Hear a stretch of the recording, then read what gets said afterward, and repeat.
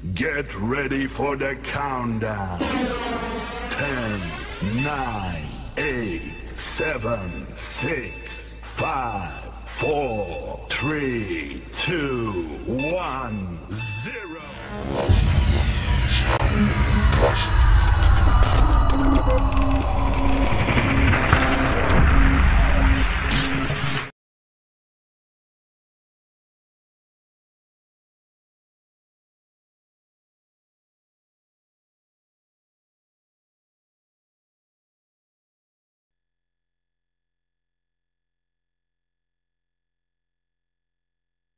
Wabarakatuh.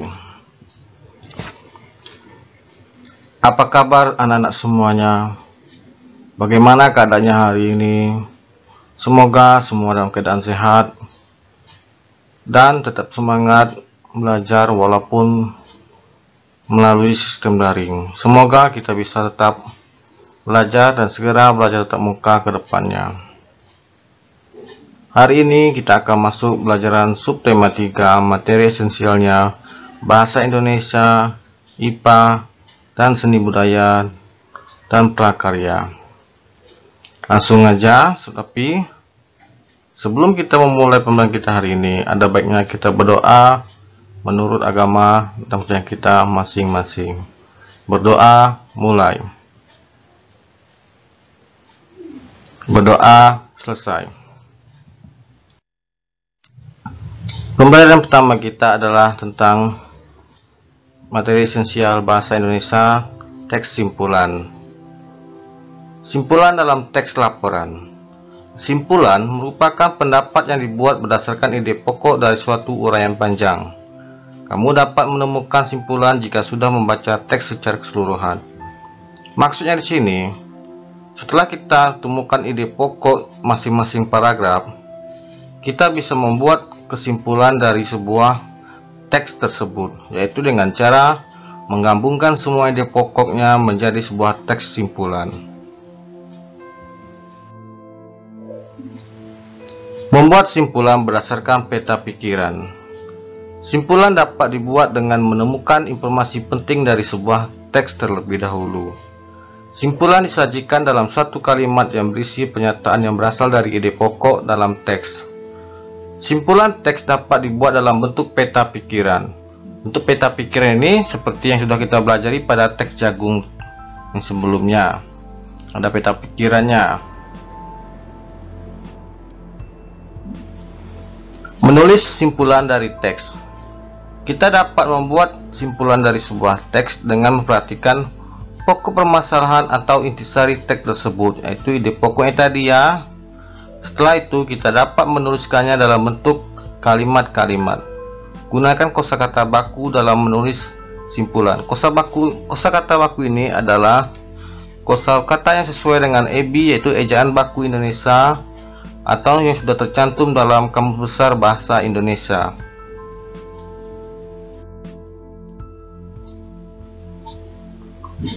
Membuat simpulan berdasarkan informasi penting suatu teks. Setiap teks memiliki informasi penting yang dapat kita temukan setelah membaca keseluruhan teks dengan seksama. Kita dapat membuat simpulan dari informasi penting atau ide pokok yang terdapat dalam teks. Catatlah informasi dan ide pokok terkait dengan isi teks. Setelah itu kembangkan catatmu menjadi sebuah paragraf.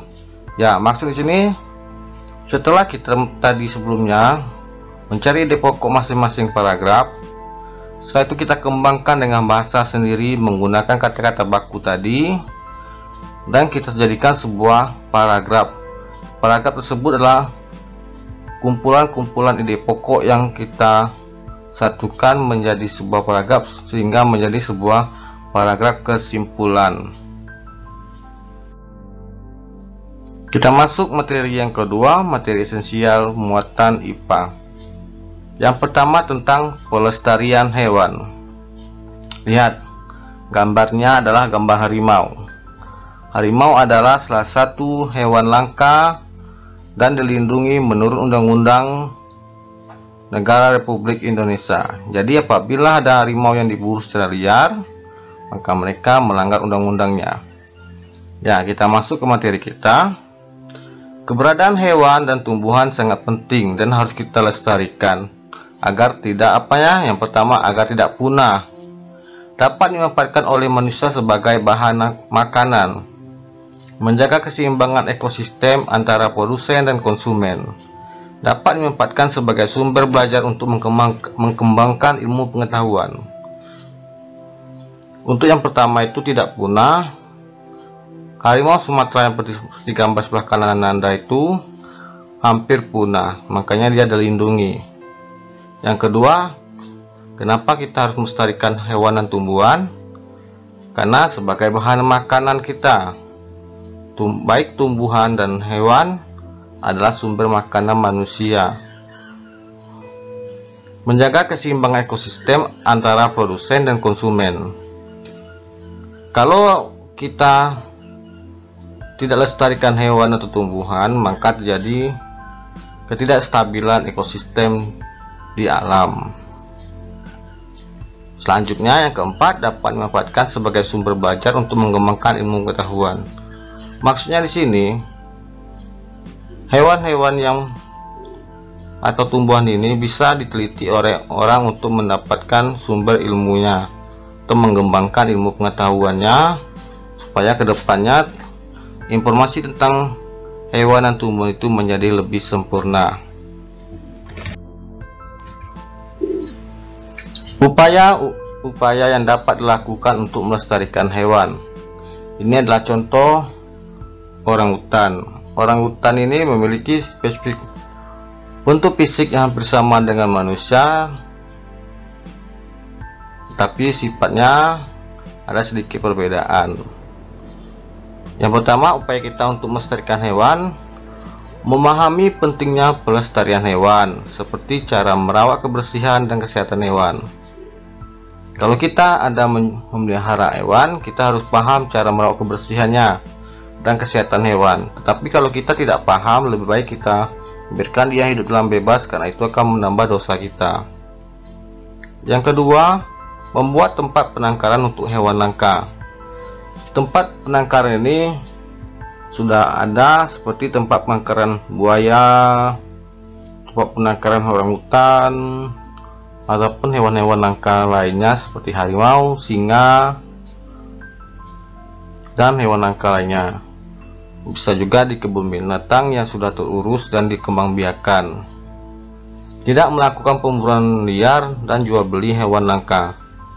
Seperti kata Bapak tadi, ada undang-undang yang mengatur tentang hewan-hewan langka ini. Kalau kita melakukan pemburuan liar tanpa ada izin, kita bisa dipenjara. Kita menjual belikan hewan ini secara ilegal atau tidak sah menurut undang-undang juga akan kena sanksi penjara. Selanjutnya, pelestarian tumbuhan. Tumbuhan harus kita lestarikan agar tidak punah. Berikut upaya-upaya yang dapat dilakukan untuk melestarikan tumbuhan. Mengembangbiakan tumbuhan yang sudah kita manfaatkan, misalnya mengembangbiakan tumbuhan secara vegetatif alami dan vegetatif buatan, seperti yang sudah kita pelajari sebelumnya. Tidak menebang pohon sembarangan. Tidak menebang pohon sembarangan sini, kita kalau mau menebang pohon, pilih-pilihlah. Pilihlah pohon yang sudah siap ditebang, dan proses penanamannya kembali. Yang selanjutnya, melakukan tebang pilih, artinya menebang pohon dengan memilih ukuran dan usia tumbuhan yang sesuai, seperti yang Bapak katakan tadi. Ini contohnya adalah mengembangbiakan tumbuhan langka dengan kultur jaringan, seperti tanaman anggrek sebagai upaya pelestarian tumbuhan agar terhindar dari kepunahan. Kita masuk materi yang terakhir, muatan SBDP tentang pewarnaan patung. Pewarnaan memiliki peran penting dalam sebuah patung. Warna yang digunakan berasal dari cat seperti cat poster atau cat akrilik. Fungsi perwarnaan ini yang katanya sangat penting ini adalah untuk nilai estetika atau keindahan dari patung yang telah kita buat. Kita masuk yang pertama, cat poster. Cat yang sifatnya menutup secara merata. Tekstur warna yang dihasilkan cat poster agak mengkilap karena adanya minyak sebagai bahan dasarnya. Maksudnya ini adalah memberikan warna dasarnya sehingga warna tersebut menjadi rata semuanya menjadi warna yang kita inginkan. Yang kedua, cat akrilik adalah cat yang terbuat dari plastik dan mengeras saat kering. Karena sifatnya mudah kering, mengaplikasikan cat akrilik juga harus cepat. Ini biasanya hanya untuk indah-indahan seperti ornamen-ornamen atau sebuah hiasan-hiasan di patung. Seperti gambar ini adalah gambar cat akrilik yang menggambar sebuah kupu-kupu. Ada dua jenis teknik perwarnaan, yaitu teknik akuarel dan teknik plakat. Teknik akuarel adalah teknik perwarnaan dengan sebuah warna yang tipis sehingga hasil warnanya hampir transparan. Teknik plakat, teknik perwarnaan dengan sabun yang tebal dan komposisi cat yang kental sehingga menghasilkan warna yang pekat. Setelah kita beri warna tadi, pertamanya kita buat patungnya dahulu, terus kita beri warna. Tahapan selanjutnya adalah membuat sebuah pameran. Apa itu pameran? Pameran adalah pertunjukan hasil karya berupa barang produksi perorangan atau kelompok. Tujuannya untuk memperkenalkan karya tersebut kepada orang lain. Seperti gambar ini, dipajanglah sebuah patung lukisan di sebuah gedung. Itu adalah sebuah contoh pameran atau pertunjukan hasil karya seni seseorang, baik dia perorangan atau kelompok. Ya, demikianlah materi kita hari ini. Semoga yang Bapak sampaikan dapat dimengerti. Walaupun kita belajar di rumah, tidak mengurangi niat kita untuk belajar dan semangat kita. Semoga pandemi COVID-19 ini segera berakhir dan kita bisa belajar seperti biasanya di sekolah. Akhir kata saya ucapkan wassalamualaikum warahmatullahi wabarakatuh. Terima kasih banyak.